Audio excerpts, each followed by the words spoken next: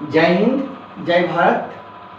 आज हम देखेंगे क्रॉस प्रोडक्ट का कुछ प्रॉपर्टीज हम अपना देखेंगे और साथ ही साथ क्रॉस प्रोडक्ट का गुना कैसे किया जाता है इसको भी आज हम सीखेंगे। ठीक है, तो पहला इसका हम प्रॉपर्टीज देखते हैं। तो प्रॉपर्टीज कहता है कि दो वेक्टर का क्रॉस प्रोडक्ट जो होता है वह पैरेललोग्राम एरिया के बराबर होता है। तो यहाँ इस प्रॉपर्टीज को हम लोग देखते हैं।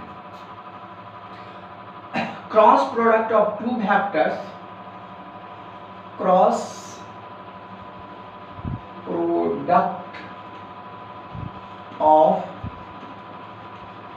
To vectors equal to area of parallelogram, area of parallelogram. ठीक है, मान लीजिए कि दो वेक्टर है, एक वेक्टर ए है और दूसरा वेक्टर बी है और यह किसी पैरेललोग्राम का साइड है। तो इससे हम पैरेललोग्राम बनाएंगे। तो इससे हम पैरेललोग्राम हमारा ये बन गया, ये हमारा पैरेललोग्राम बन गया, ये हमारा पैरेललोग्राम बन गया ओ पी क्यू एस। ये हमारा पैरेललोग्राम के प्रॉपर्टीज के अकॉर्डिंगली हम इसको देखेंगे कि जितना एंगल ये होता है उतना ही एंगल ये भी होता है। क्लियर, जितना एंगल ये होगा इन फ्रंट एंगल इक्वल होता है और साइड भी इक्वल होता है और साइड पैरेलल होता है। ये उसकी प्रॉपर्टीज है। तो सबसे पहले हम लिख लेते हैं कि मान लीजिए कि पैरेललोग्राम एरिया क्या होगा। तो एरिया ऑफ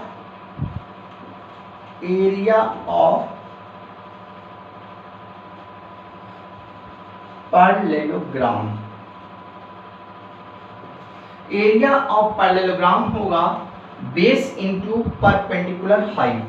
तो बेस तो हमारा ओपी हो गया और हाइट यहाँ से एक परपेंडिकुलर लाइन इस पर ड्रॉप कर दीजिए। तो ये हो जाएगा mod of B sine theta हो जाएगा। क्लियर, तब ये हो जाएगा कि मॉड ऑफ ए, क्लियर, और mod of B sine theta. ये इक्वेशन एक हो गया। दूसरा कहिए कि cross product of its vector, cross product of its vector, इस वेक्टर का क्रॉस प्रोडक्ट क्या होगा।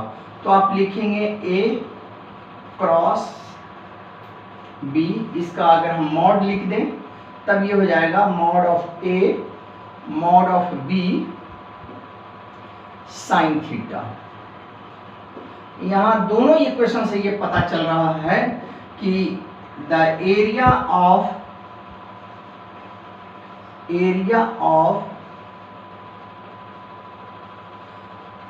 पैरेललोग्राम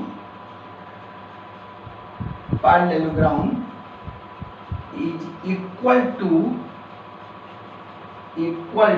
ए क्रॉस बी, ठीक है। यानी ए क्रॉस बी जो होगा वह समानांतर चतुर्भुज के एरिया के बराबर होगा।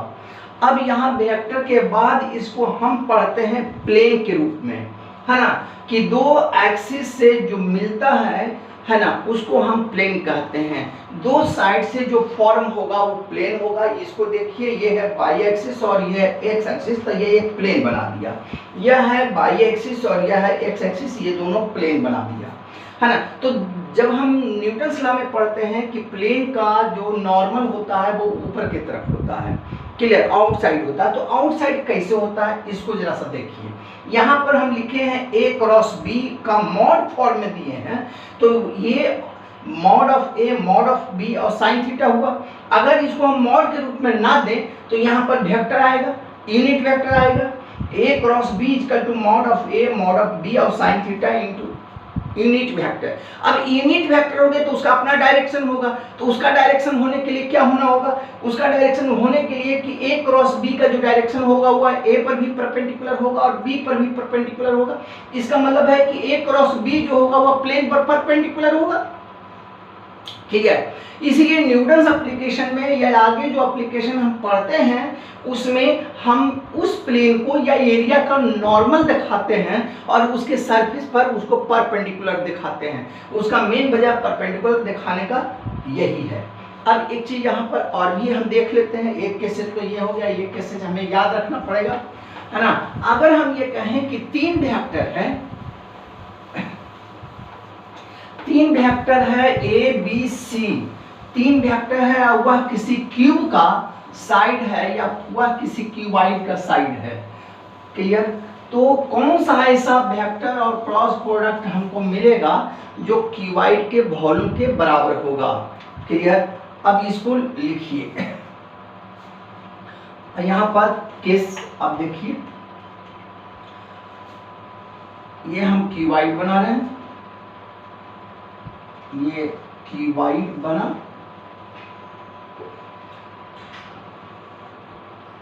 ये क्यूबाइड,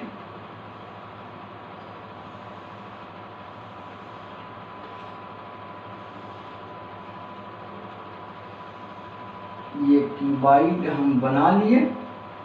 क्यूबाइड में मान लीजिए कि ये एक्स एक्सिस है और ये वाई एक्सिस है और ये जेड एक्सिस है। ठीक है, ये इस पर हम ले लेते हैं वेक्टर ए और इस पर हम ले लेते हैं वेक्टर बी और इस पर हम ले लिए वेक्टर सी, है ना। यानी तीन वेक्टर जो है, वेक्टर ए और वेक्टर बी और वेक्टर सी जो है वह किसी क्यूबाइड का साइड है। ठीक है, तो कौन सा रिलेशन यहाँ पर परफेक्ट हमारा बैठेगा। अब हम देखते हैं कि ए क्रॉस बी जो हमारा वैल्यू आवेगा वो आवेगा mod of A mod of B. Cuboid होने के कारण ए और ए के बीच, ए और बी के बीच का जो कोण होगा वह 90 डिग्री होगा। क्लियर, तो ये पार्ट हमारा सीधा मिल गया ए बी। डायरेक्शन जो होगा वह सी के पैरेलल हो जाएगा, तो A cross B, clear, parallel to C. Clear, तब हम लिखेंगे कि A cross B, A cross B dot C, तब ये हो जाएगा ए क्रॉस बी मॉड का हो जाएगा इसका इनटू सी मॉड हो जाएगा और इन दोनों के बीच का कोण हो जाएगा cos 0। चूंकि ए क्रॉस बी जो होगा वह सी के पैरेलल होगा और पैरेलल का जो एंगल होगा वह 0 डिग्री होगा, तो ये हो गया कि A cross B dot C equals to A B C. Clear, the volume of cuboid, the volume of cuboid, length into breadth into height, यानी A B C, इसलिए the volume of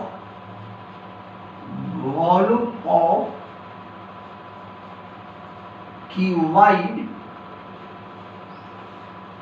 ठीक है, ये the volume of cuboid is equals to the A cross B dot C। Clear, ये होगा cuboid का condition. अगर आप क्रॉस लेंगे यहाँ पर A cross B cross C अगर लेते हैं तो साइन 0 बनेगा और उसका रिजल्ट 0 आ जाएगा। यह कंपटीशन में एक दो बार आपसे पूछ चुका है, इसलिए इसका रिजल्ट आप डायरेक्ट याद रखें कि A cross B dot C जो होगा वह क्यूबाइड के वॉल्यूम के बराबर होगा। अब हम देखते हैं कि दो vector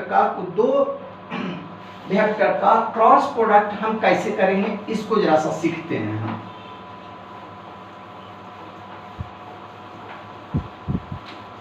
cross product of two vectors, cross product of two vectors.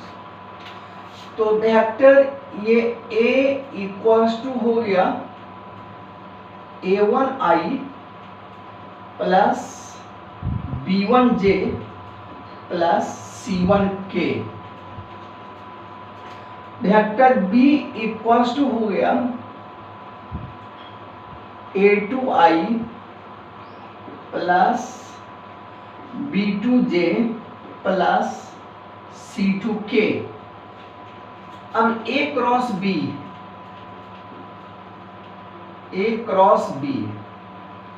इसको सबसे पहले बनाने का तरीका ये जो है ऑर्डिनरी अलजेब्रा से भी इसको बनाया जा सकता है, लेकिन उसमें एरर आ जाएगा। इसको जब भी बनाइए आप तो डिटरमिनेंट से बनाइए, तो उसमें एरर नहीं आएगा और डायरेक्ट आंसर आएगा और करेक्ट आंसर आएगा। इसमें सीखना क्या है कि पहले यूनिट वेक्टर को हम लिख देते हैं कि यूनिट वेक्टर i हो गया, यूनिट वेक्टर j हो गया और यूनिट वेक्टर k हो गया। क्लियर? अब इसमें ध्यान देना है कि अगर a क्रॉस b लिखे हैं तो a का जो यूनिट वेक्टर का जो कोफिशिएंट होगा, यूनिट वेक्टर का जो प्रोडक्ट होगा, यूनिट वेक्टर का जो फैक्टर होगा वो आएगा। क्लियर? b का बाद में आएगा। अगर b क्रॉस a लिखते हैं तो b का पहले आएगा, a का बाद में आएगा। तो यहाँ पर हम a क्रॉस b लिखे हैं तो a का जो फैक्टर होगा यूनिट वेक्टर के साथ उसको हम लिखेंगे, तो ये लिखेंगे a1, यहाँ लिखेंगे b1, यहाँ लिखेंगे c1। अब b आया है तो b का लिखेंगे, ये लिखेंगे a2, b2, c2। ये बहुत आसान है, थोड़ा सा खाली बस आप ध्यान दीजिए फिर आप सीख जाइएगा। ठीक है? अगर ध्यान नहीं दीजिएगा तो इसमें एरर आएगा। गलती तो एक गलती जो होता है बाई मिस्टेक होता है, एक होता एरर से गलती होता है। चलिए, तो पहले आप यूनिट वेक्टर लिखेंगे, i लिखेंगे तो हॉरिजॉन्टल और वर्टिकली दोनों कैंसिल हो जाएगा और ये पार्ट आ जाएगा, यहाँ पर आएगा b1 c1 और ये b2 c2, फिर यहाँ पर माइनस आएगा और j आ जाएगा, उसके बाद लिखाएगा a1 c1 और a2 c2, इसके बाद प्लस लिखाएगा, प्लस लिखा करके आएगा यूनिट वेक्टर, तो ये हो जाएगा a1 b1, ठीक है, a2 b2। अब हम कैसे करते हैं? पहले इसको ऐसे मल्टीप्लाई करेंगे फर्स्ट, उसके बाद इसको करेंगे सेकेंड में, इसको पहले करेंगे फर्स्ट और इसको सेकेंड में करेंगे। उसी तरह पहले इसको करेंगे फर्स्ट, उसके बाद सेकेंड में इसको करेंगे। क्लियर? तब लिखते हैं हम b1 c2 minus c1 b2। बस यहीं पर थोड़ा सा ध्यान देने की जरूरत है। Minus a1 c2 minus c1 a2 j plus a1 b2 minus b1 a2, ये हो गया k। यही इसका रिजल्ट होगा। अगर आप प्रैक्टिस कर लेंगे, एक दो बार इसको आप समझ लेंगे तो इतना लिखने की जरूरत नहीं पड़ेगी, ये सीधा यहाँ आएगा, है ना। इसको लिखने का तरीका ये होगा कि इसको हम ढक देंगे, इसको हम ढक देंगे और उसके बाद ऐसे और ऐसे करके लिखेंगे, उसके बाद इसको ढक देंगे, इसको ऐसे और ऐसे करके लिखेंगे।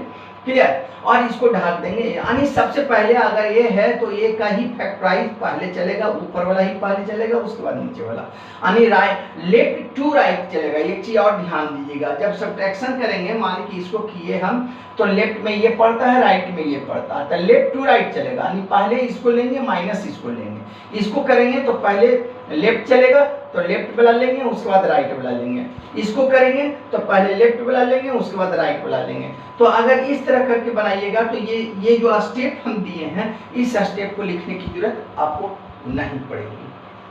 हमारा आशा है कि आप सारी बातें समझ गए होंगे और हमारा आज ये वेक्टर चैप्टर खत्म हुआ। न्यूमेरिकल चैप्टर हम अलग से लाएंगे वेक्टर का। क्लियर? तत्व में आप इस चीज़ को बढ़िया से पढ़िए, हमारे सारे वीडियो को देखिए। आपसे नीट और इंजीनियरिंग का जो भी क्वेश्चन होगा सारे क्वेश्चन सॉल्व हो जाएंगे। और हमारे चैनल को सब्सक्राइब कीजिए, साथ ही साथ शेयर कीजिए, आइकॉन की घंटी को दबा दीजिए। जय हिंद, जय भारत।